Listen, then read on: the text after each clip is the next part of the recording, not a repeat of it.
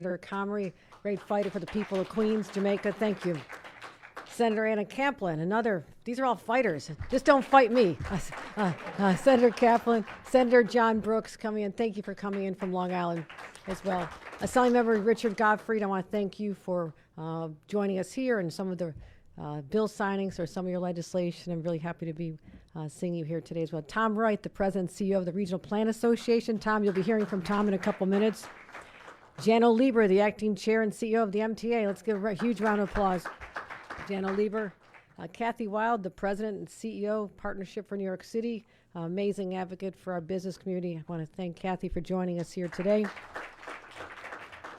Daniel Biederman, the President of the 34th Street Partnership, is here. Daniel Biederman, thanks for being here. Hope Knight, the President and CEO of Greater Jamaica Development Corporation and our nominee for President and CEO of Empire State Development Corporation. Hope.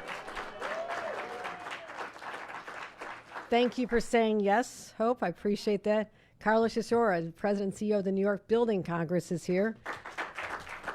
Candice Devalier is here, the Vice President and Political Director of 32BJ SCIU. Thank you for all your support. Elizabeth Goldstein, the President of the Municipal Art Society of New York, is here. So thank you all for coming. This day has been a long time in coming. And I believe that we have the opportunity here to reimagine the entire future of Penn Station and the neighborhood. And we know that this area is the beating heart of our city. Everybody knows Penn Station, whether you live here, whether you've been a visitor. It is the busiest transit hub in North America, in the Western Hemisphere. More people use Penn Station than all three airports combined. Pre-COVID, 600,000 people traveled through Penn Station every single day. But by 2038, our predictions tell us that that number will increase to 890,000 people coming through the exact same footprint. Yeah, that's a scary thought, right? Penn Station is the crossroads of New York where locals, commuters, and visitors converge. It fuels economic activity and jobs. And I believe that our post-COVID recovery hinges in large part on what we do next with infrastructure and economic development activity and to re-energize projects that should have occurred a long time ago. You know, when I first took office, I knew there were plans, a lot of concerns about a plan that would already been announced. There were plans from the local community. I come out of local government. I am hardwired to be responsible to local community desires and needs because those are the people who live there. This is their neighborhood. What we do affects them the most. They need to be heard. And I told my team, take a harder look at this plan. What can we do differently than what has already been recommended, proposed, or dictated to be happening under the past administration? So I said, let's talk to the community. Let's focus on New Yorkers' priorities. And I was focused on two priorities. They're very simple. New Yorkers deserve a world-class transportation system, and it should have a world-class facility with Penn Station. This community deserves it. The people who live there deserve it.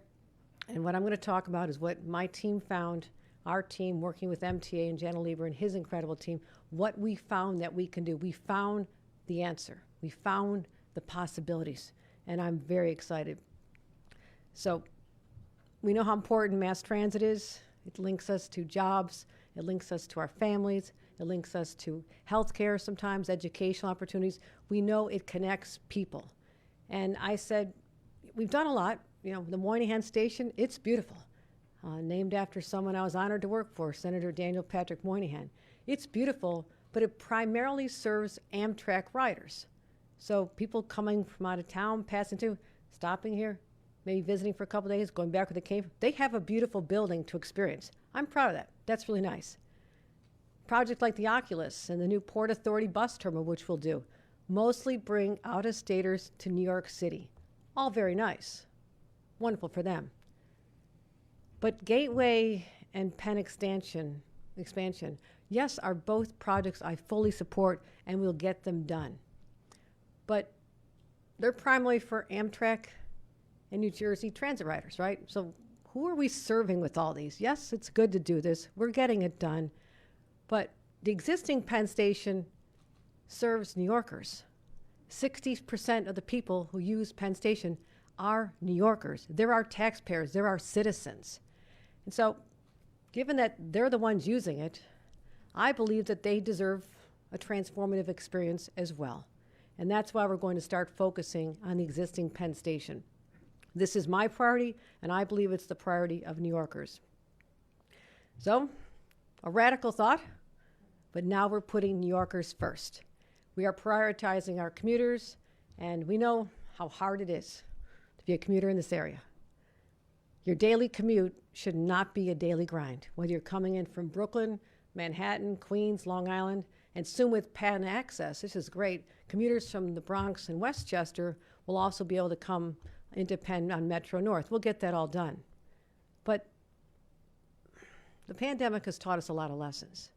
One is that we value our time with our families more than ever. We treasure this. For many people, they lost connection with family, and many of them lost family members.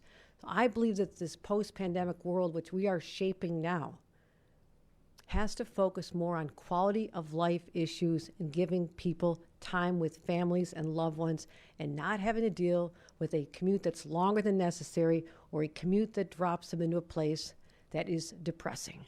That's how simple this is in my mind. We know that with the Penn Access, East Side Access, we'll cut down the commute time by 50 minutes from the East Bronx, giving people time back for their families. That allows a mom a little extra time to pack the kids' lunches, get on the train, maybe even catch some of the kids' after-school activities at the end of the day. These are things that are sacrificed now because of the time spent commuting. You know, I just rode the inaugural ride. Jan and I were there with our boots on at 7 o'clock in the morning on a Sunday morning, and we wanted to experience that first ride. Now, I was also, why am I the guinea pig here? What if something goes wrong? But it was a wonderful ride. I didn't wonder about that at all, more than a second. But we succeeded. We got there safely, and I can confirm that this is going to be an experience that will have a wow factor just about a year, a little more than a year from now when that is open to the public. That is literally going to save people 40 minutes. What can you do with 40 minutes? That's a lot of time back in your life. It's a lot of time back in your life that right now is sacrificed trying to get to your jobs. So improving the quality of life for New Yorkers is my top priority. So let's look at what we're dealing with now. You know, you think about where I just came in from. I was in Ronkonkoma, looking at a spectacular project, transit-oriented development right at the train station, making up for a lot of mistakes that have been done over the last few generations. I think about a woman there this morning. She gets up, crack of dawn. She wakes up in the dark. Like I said, packs the lunches, gets on the train.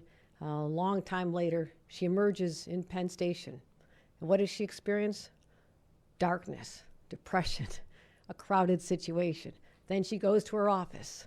And I don't know what her environment like. She's an office cleaner downtown or works at a hotel or works in one of our buildings. Whatever that experience is, she wraps up her day by going back into darkness, back into a tunnel, back into a depressing situation, gets on that train, has a long ride back, and she does it all over again the next day. Those are the people that I'm thinking about when we come up with transformational ideas.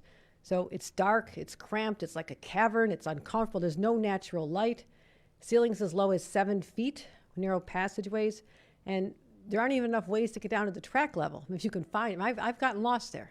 I've lost a daughter there. Luckily, I found her. We got her back. But it is so depressing. It was built in 1968. And, you know, we all talk about when Vice President Joe Biden spoke of LaGuardia, calling it what you'd experience in a third world country. I don't need a president or vice president to tell me that this is not a first world or 21st century experience right now, what our New Yorkers are having to endure, and we can change that. So, these are depressing pictures. It's confusing, it's cramped, it's crowded. There's not enough stairs, there's not enough escalators, there's not enough elevators to the track level.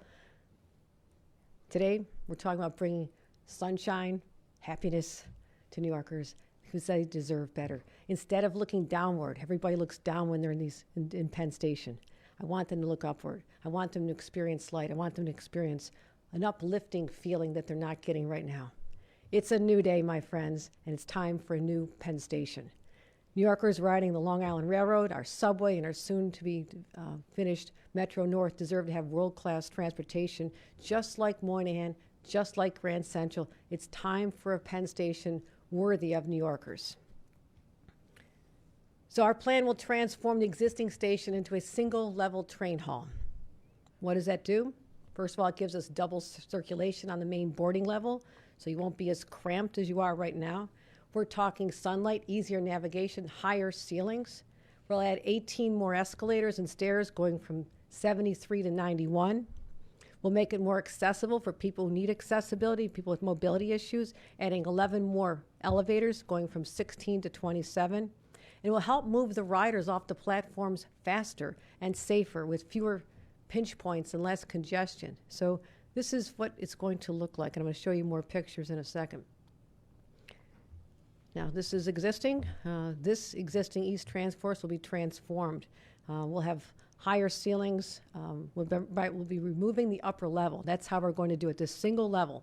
Right now, we can't do this because there's an upper level. So I question, well, what's on the upper level that's so important that I can't blow it up and have sunlight come in? Found out it's possible. There's nothing that we can't move that's on that upper level. That's the rethinking of this whole project. And we'll make sure that that occurs as part of our single level experience, and these caverns will just disappear. This will be an experience from the past. We'll have a single level train hall, and we'll have on the eastern side a huge open space. This will be the size of Moynihan Hall and Grand Central Terminal Great Hall combined. Can you imagine that? The two of them combined into one beautiful space, 450-foot long skylight, longer than Moynihan's, and let the sun shine in.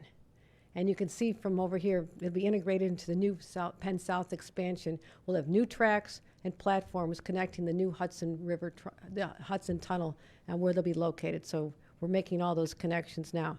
By eliminating the ceiling on the lower level, we're going to transform the whole experience. And I also want to have, this would be great for people who do this every day. I want there to be a wow factor for people who are visiting for the first time. People who come here have certain expectations of New York City. They decided to come here to visit and bring their family, especially after the pandemic when everybody has been so trapped in their homes and places abroad. We didn't get the 63 million visitors that we're accustomed to in New York City. When people start coming back, when we get this done, I want people to say, wow, when I landed there, when I got to the trains, I got to this Penn Station, it was extraordinary, and they'll tell their friends about this. So on the west side, we'll have more space for circulation. We'll double the height of the ceiling as well. And we're going to make it a more positive, uplifting experience. These are great pictures, but this is a preliminary design.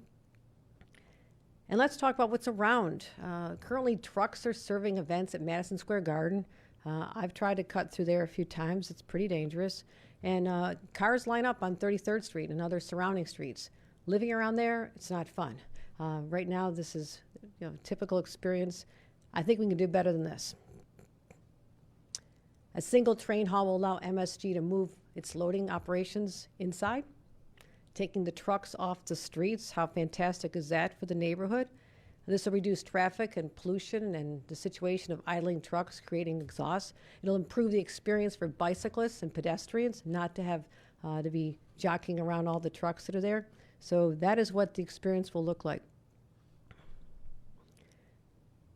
So all told, it'll be a brand new station for New Yorkers. So how long? 4 to 5 years. Cost $6 to $7 billion. And I know costs go up with time. That's why, my friends, I'm approaching this with a sense of urgency. I want this started, and I want it done as soon as possible. And just as we have partners in Gateway, we have to have partners in fixing the existing Penn. And I'm looking forward to bringing together a Penn stakeholder advisory group dedicated to this project to work with the community every step of the way. I want them to feel engaged, that their voices are heard, that when we can, we'll take actions to remedy anything they bring to our attention that we may have overlooked. That's what engagement is all about. It's not a token effort. It's not checking the box that we create an advisory committee, then we did what we want. It's a whole new day in government as well. This will be a meaningful contributor to our process. So, also, what about the neighborhood around Penn? Improving Penn Station means improving the area as well. This is a neighborhood. This is a community, a place where people live, they work, they play, they walk with their kids. It's the home to thousands of New Yorkers. And we need development to fund Penn Station, just as I described. We also need to support our sustainable transit-oriented growth. But I believe that a scaled-down plan can generate the revenue. It does not have to be the scale it is right now. It does not have to be. We can scale it down and still generate the revenue we need to fund the transformation of Penn Station while benefiting the surrounding neighborhood. This community deserves better, and they will get better. So we've listened to the community. Here's some of the things we've done. Lowering the building heights, reducing the density by 1.4 million square feet, building residential units, 1,800, including 540 permanent affordable units, adding space for community and social services, and the exciting part is we'll be creating jobs, something that we need to continue doing as we come through this pandemic. A lot of people are displaced from their current jobs, and we're going to be having over 50,000 good-paying construction jobs as well as permanent jobs. So this will be greener, more sustainable, and transit-oriented commercial growth. All of our buildings will be built to be fully electric to help us go carbon neutral. That's important to me as well. And I believe that this is going to encourage more people when they have a positive experience. It'll encourage more people to leave their cars at home if they're considering riding it, and they'll say, you know what, this is really a spectacular experience. I want to be a transit rider and leave my car at home. That'll help protect our environment as well. We also will be providing services for homeless people in the neighborhood as well, working very closely with the city on a plan to establish that. So we'll make it better connections for the 4 subway stations that connect to Penn. We'll have a lot of underground connections, which is great when it's raining out or snowing or hurricanes, as we've experienced a few times. And also these impossibly crowded sidewalks. We can eliminate that by having more entrances, some people underground, some above ground, and just having more diverse crowds spread it out in different places. So we won't have these experiences any longer. We'll be addressing the crowding at the streets and entrances. So a new underground pedestrian concourse will connect Penn all the way to Herald Square, north to 34th Street, and we'll require every single new building there to have new transit entrances. All this connection from buildings, people can pop up, go to their jobs, go back down. They don't have to go out in the elements if they don't want to. It'll be easier, more pleasant to get to your train, more like Grand Central, the way we can do that now. We're doubling the entrances to Penn with 8 in-building entries to Penn, 10 in-building subway entries, 8 new escalators, 2 new elevators, and widened stairways. And also, this is my favorite too, the outdoor space. This feels like New York and the way New York should be. Look at that. The community asked us to prioritize the public space around Penn Station, and we said we will. We're adding 8 new acres of public space. We'll establish a public realm task force modeled after the East Midtown Rezoning Governing Group, which is very effective. They'll develop a plan to prioritize what they want to see in this place as well. And we'll have revenues set aside from the early revenues generated by the new real estate development to fund these community projects. This will not come last, this will come first. And we'll work with the city, as I mentioned, and develop innovative approaches and on-site services for to better serve the homeless population. You getting excited? This looks fun, doesn't it? And back to the streets again. Another problem is car congestion and pollution. What I want to do is shift the focus away from cars. There are places where we need to have cars. We need to drop off people who are taking the train. People with disabilities need to be dropped off. Senior citizens need to get dropped. I get that. But for those more limited cases, we can have a sharing of the street, but also more public space to make it just more inviting and more open and more beautiful.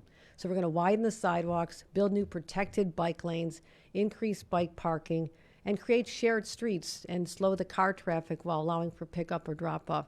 So you see the streetscapes. I love streetscapes. We'll have, I don't see any benches in these pictures. I love park benches. We'll have the greening of the street. Also just better lighting. You know, when you think about creating a sense of security and safety, brighter lights in a neighborhood. When people come out, it gets dark at 4:30 in December. You come out in the darkness. You want to know that you're feeling safe. More light will do that. So have beautiful street lights that'll have accomplished that goal. So we'll be converting the existing streetscape as well. And north of Penn, it'll be a major pedestrian-friendly corridor, going from this to that. That's beautiful. Let's give that a round of applause. I love this picture. Little sparkle in the trees. It's beautiful. This is what we deserve. I mean, this gets me excited when I see products like this, the before and after. And there'll come a time when people never will know what the before was like. Future generations will assume that we always were this visionary.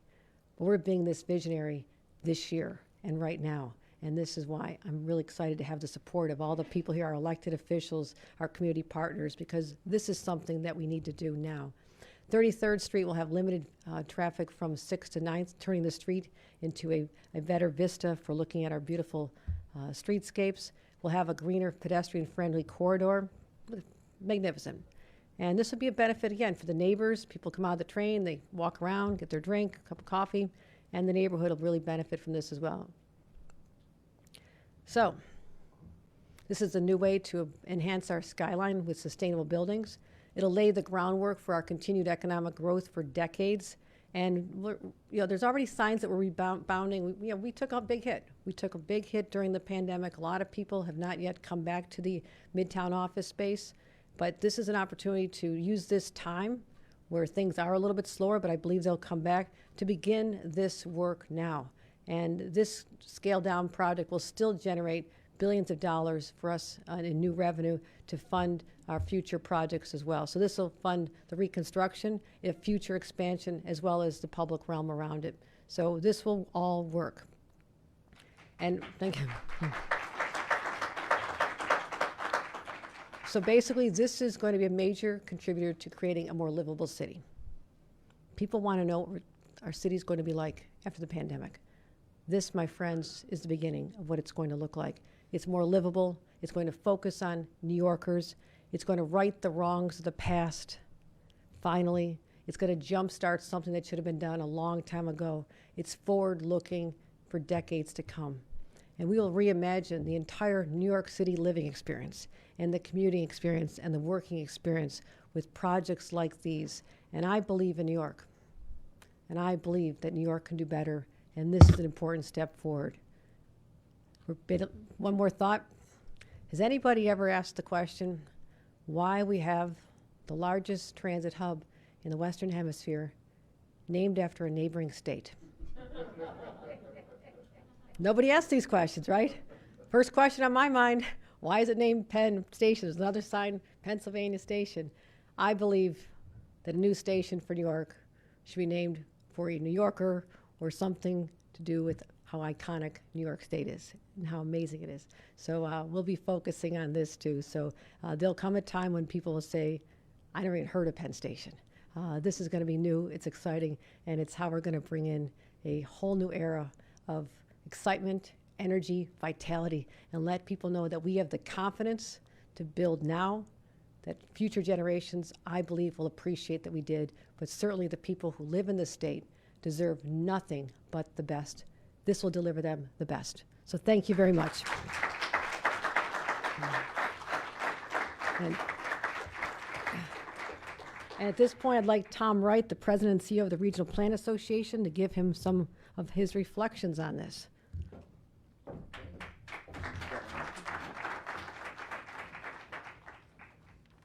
Thank you.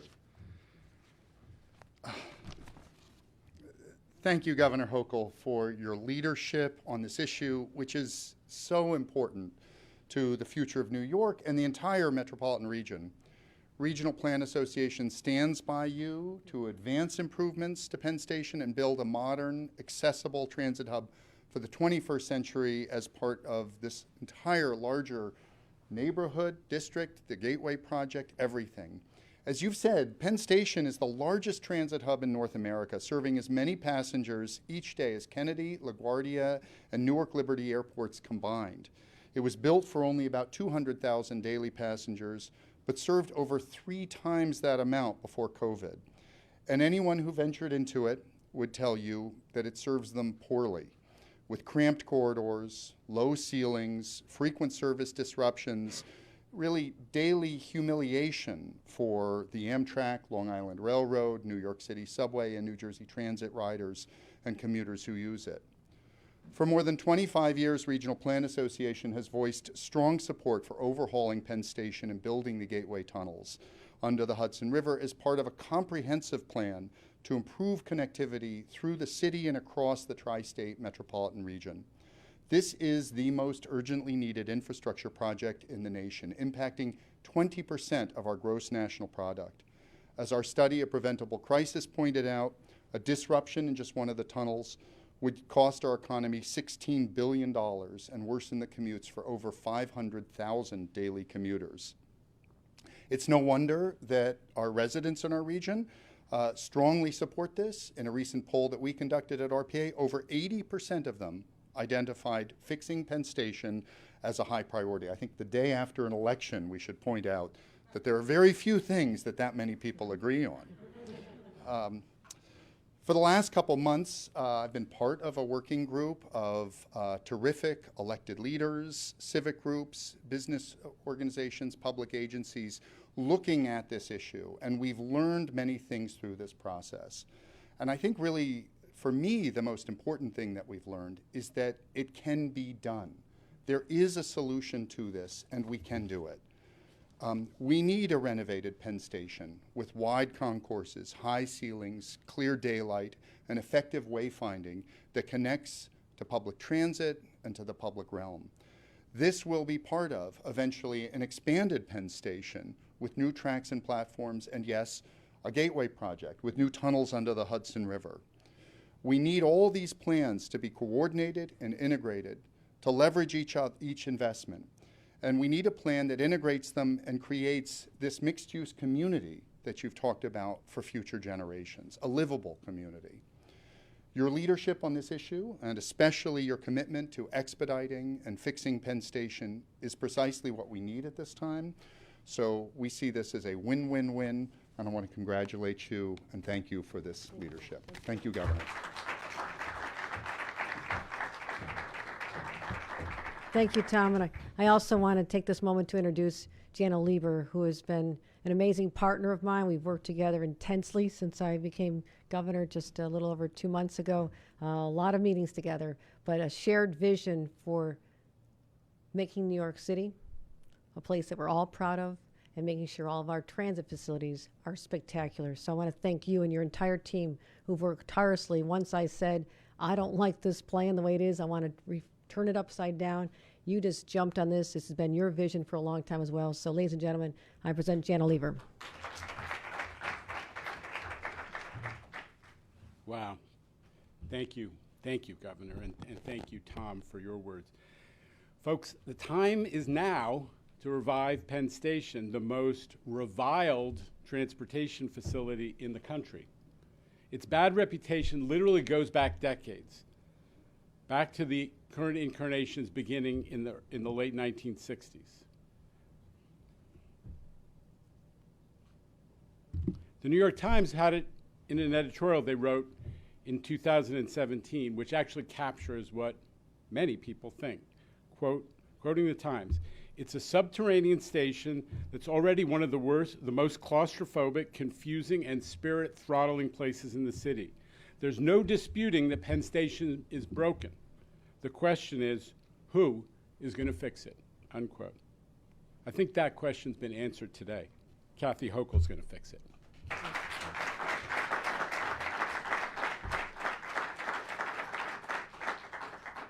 We have a rare opportunity, a window of opportunity to get the job done now.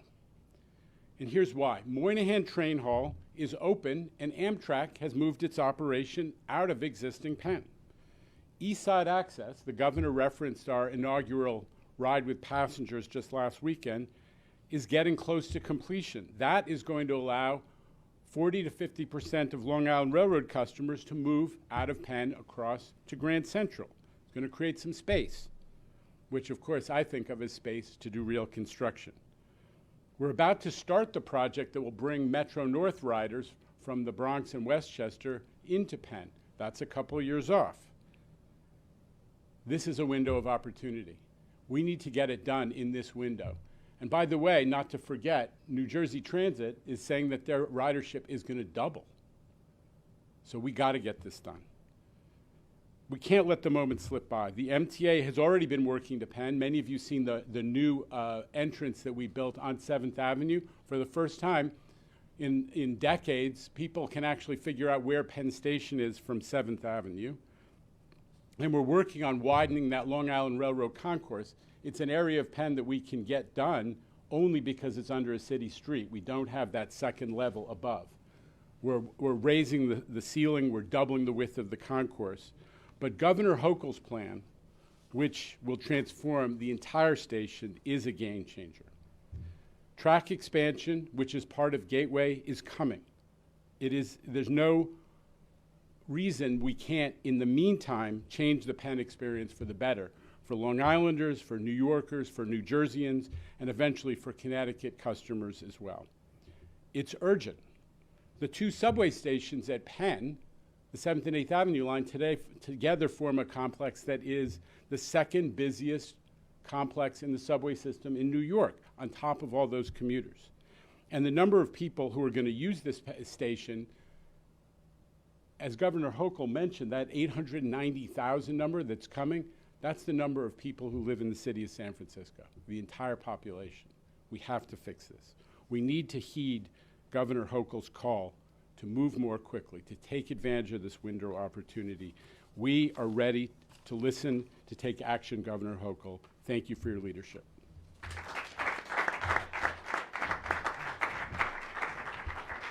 Thank you. That concludes this presentation, but I tell you, we are already on a fast track.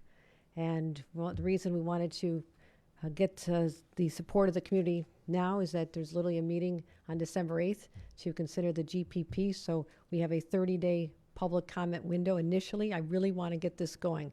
This is not something that's going to linger a long time. And we'll come back and answer a couple questions, but I just spoke to the governor of New Jersey.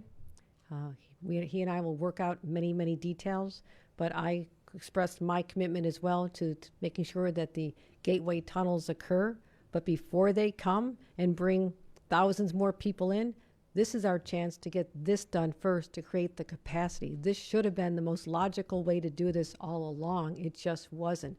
And the thought when I first took office to say, we'll do the tunnel first and the expansion around, and around 2035, we'll start talking about inside Penn Station, that just did not work for me. I said, that is not fair to the New Yorkers, the majority of whom use this. So that is the rethinking and the timetable, but all the above will be accomplished, and we can do it simultaneously. That's what I find exciting. So thank you for joining us today. We'll be back in a couple minutes to answer some questions.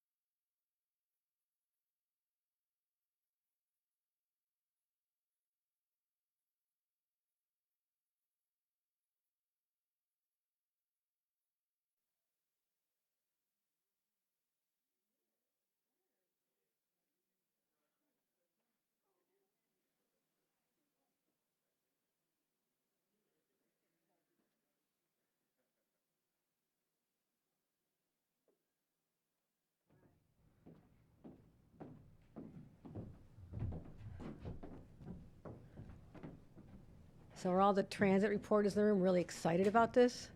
Isn't this what you live for?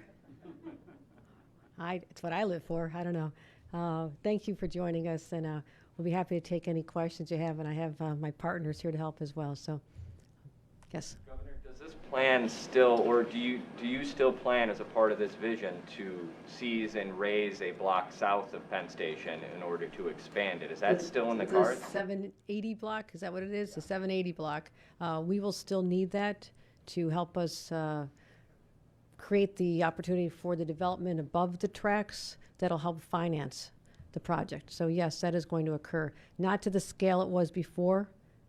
We don't have to do it that big. We scaled back by 1.4 million square feet in order to allow us to have about 8 acres of public space as well. So we prioritize public space and creating the shared roads with the pedestrians and bikes and limited use for vehicles. So we are reconfiguring it, but yes, there will be a need for that as well.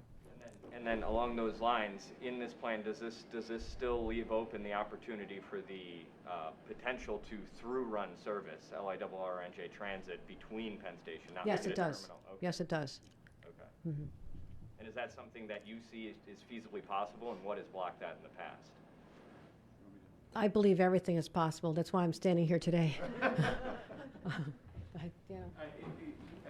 think, Clayton, I think you know that the way that the design that has been done so far is configured is it's designed to make sure we can get under the 6th Avenue subway, which is the engineering constraint, that in future you could have additional through running would require, it would require building additional tunnels between, across the East River, but very much committed to additional through running as an option. Next question? This might be more for Jenna, but Jenna, why can't you do through running with the existing Penn Station as opposed to spending a bunch of money to, eminent domain 780, build a whole McGill over there? Is there a reason that can't be done?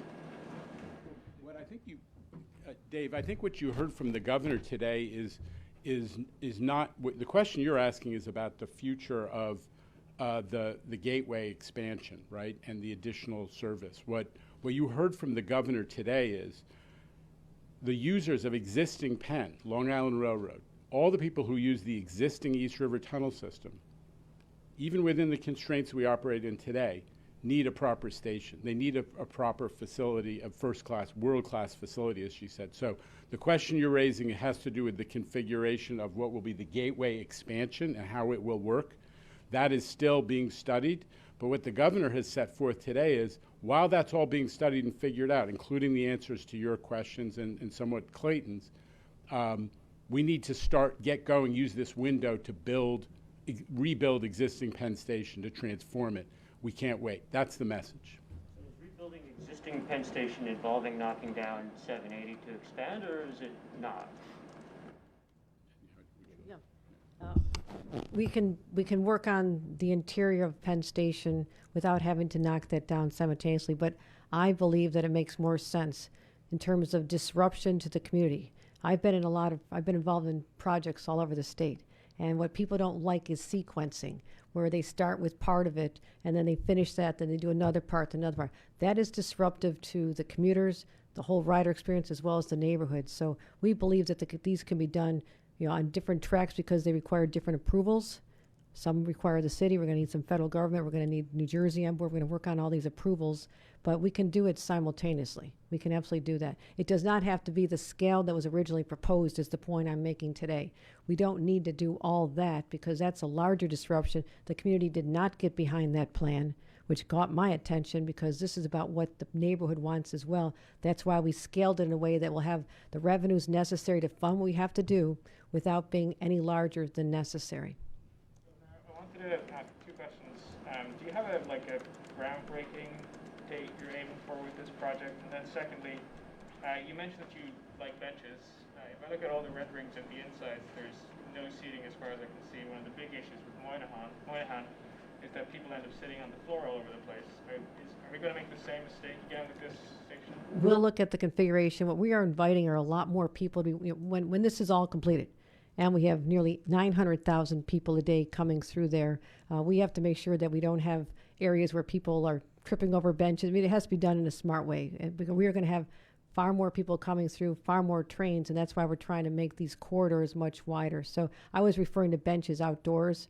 I'm a big fan of people being able to ride their bike, sit down, have a cup of coffee, take a break. But we can look at it inside, but I also know that we need to keep the flow of people moving quickly as well.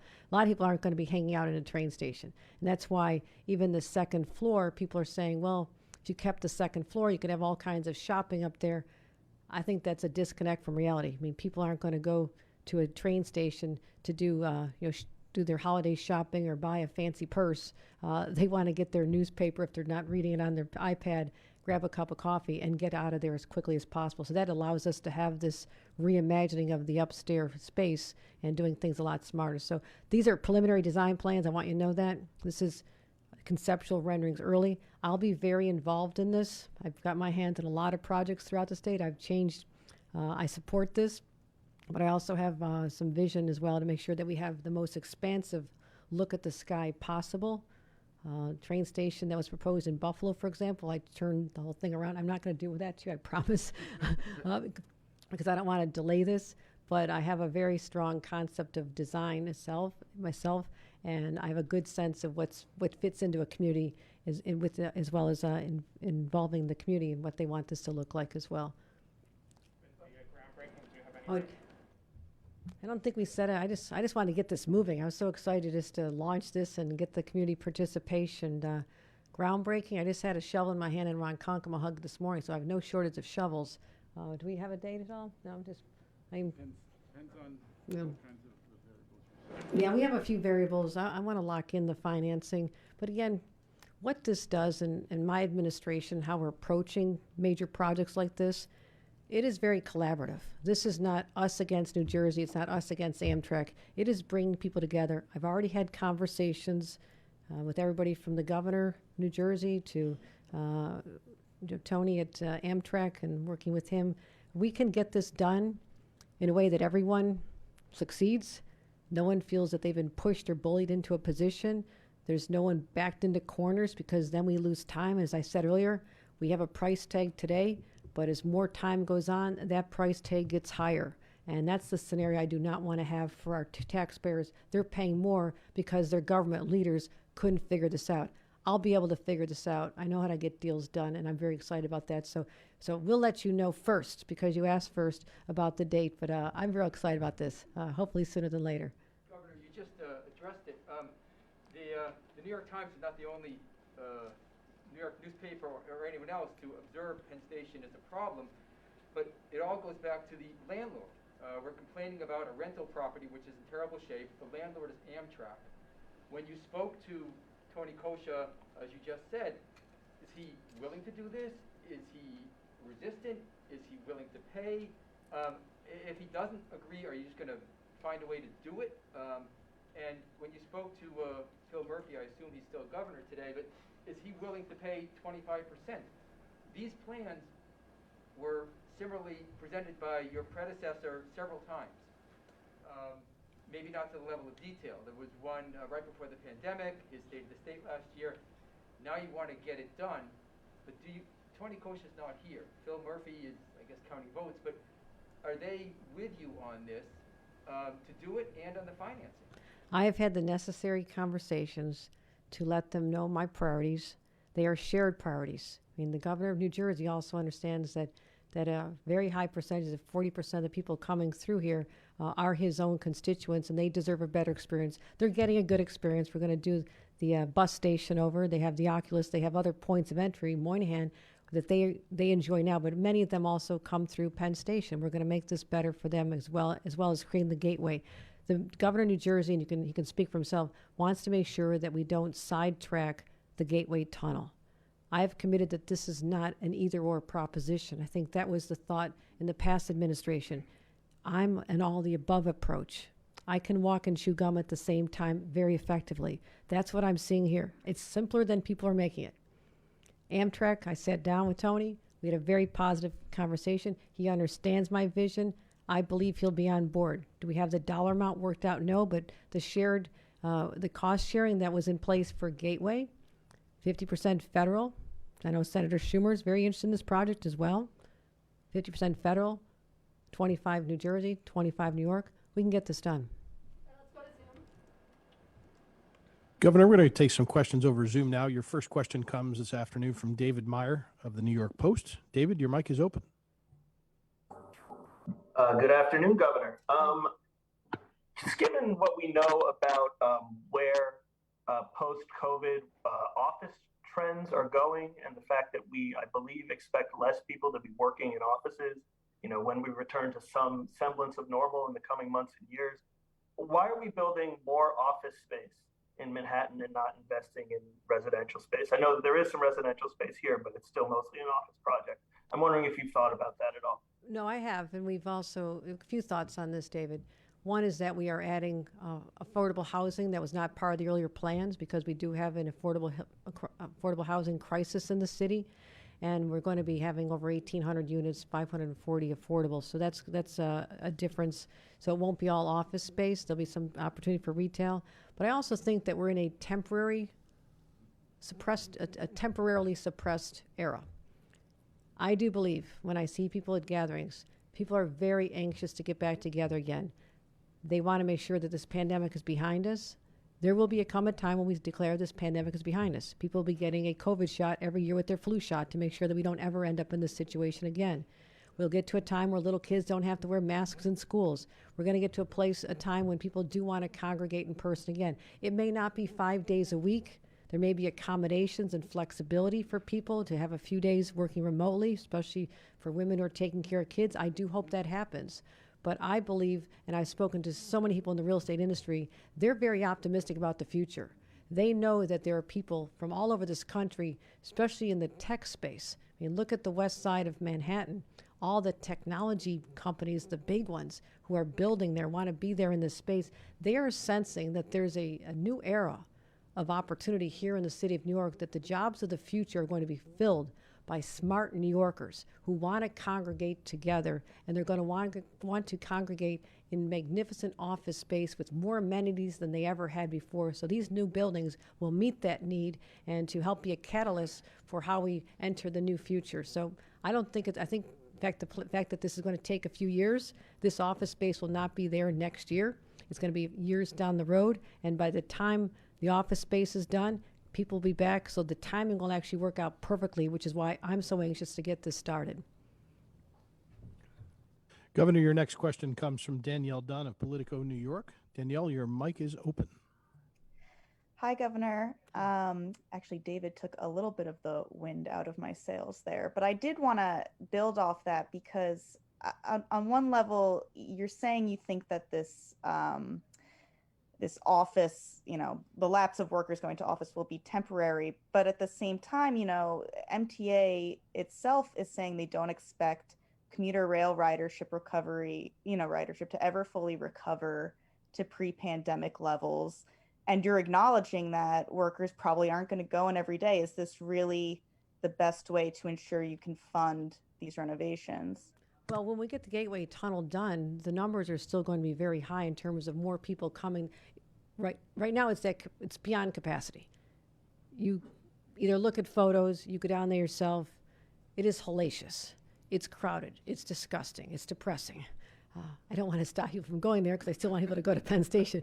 So it's not quite that bad, but we all know what it's like. You don't even want to look up. You're just looking down. You're shuffling your feet like, get me out of here. I've been there. When people have a different experience with their commute, I believe that this is one step toward changing the psychology of New Yorkers. We've been beaten down very hard during this pandemic. We all know someone we lost. We've all experienced the sounds of sirens nonstop. It was gut-wrenching. It was soul-sucking experience. And people need to have hope. They need to see that there are people with vision who have powered through this pandemic, who kept the great ideas, who kept their teams working day and night to come up with something so New Yorkers will get that sense of exceptionalism again. I want that to be how people feel about their city and their entire state. And projects like this, to get it started, they can see the vision with the renderings, but when this is actually open, it'll continue to establish New York City is the preeminent place to visit and to live on this planet. So I'm not going to play small ball here. This requires bold vision, and that's what I'm delivering. And to even think that because there won't be quite as many commuters in the future, or even now, that the people who are there now deserve this fourth world experience, I don't think that's fair to the people who use this every day now. They're still coming in every day. People there this morning, people going home tonight, have a bad experience. They're New Yorkers. They deserve better. One question. Governor, your last question on Zoom comes from You'll be next. Katie Brenzel of The Real Deal. Katie, your mic is open. Hi, thank you very much. I was wondering to what extent the development planned for around Penn Station, not just the block south, will pay for the development project you were discussing today. Do we have an exact amount on what that'll come up to? Because we did scale it back. We also know the cost is about $6 to $7 billion, but that's over 30 years. I'm always one who likes to calculate what the cost is per New Yorker per event. So I've not done this with this one. If it's $6 billion, it's $1.5 billion to New York under your formula. Yeah. And it seems that the team does have confidence that the real estate can generate that. Yeah. $1.5 billion we have to generate. In some communities, that sounds astronomical. In New York City, it's a daily occurrence. Governor, hello, thank you. So much of this plan does sound very much like your predecessor's plan. It's 10 buildings, 540 units of affordable housing. That was in the plan before, and many members of the community, which you said you're very concerned about, were concerned that they want more affordable housing. 10 buildings is too many, because you already have a Hudson Yards nearby that's near vacant and desolate. They don't want that in Midtown. So how is your plan so much different than the plan before? And how are you going to please the community if those were their concerns before? Well, we added 8 acres of public space, and I think that was important.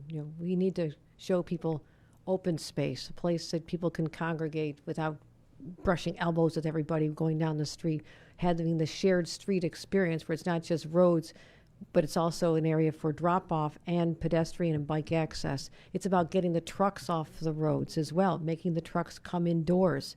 It's about just creating, and what was missing from the last plan was the entire vision for Penn Station itself. That's the huge difference. That's what I'm trying to rectify, and that's what I will rectify. This will be transformative for the people who go inside that building. That's what excites me. Also, Do it if Amtrak doesn't want to agree. Amtrak will agree. All right. Thank you, everybody.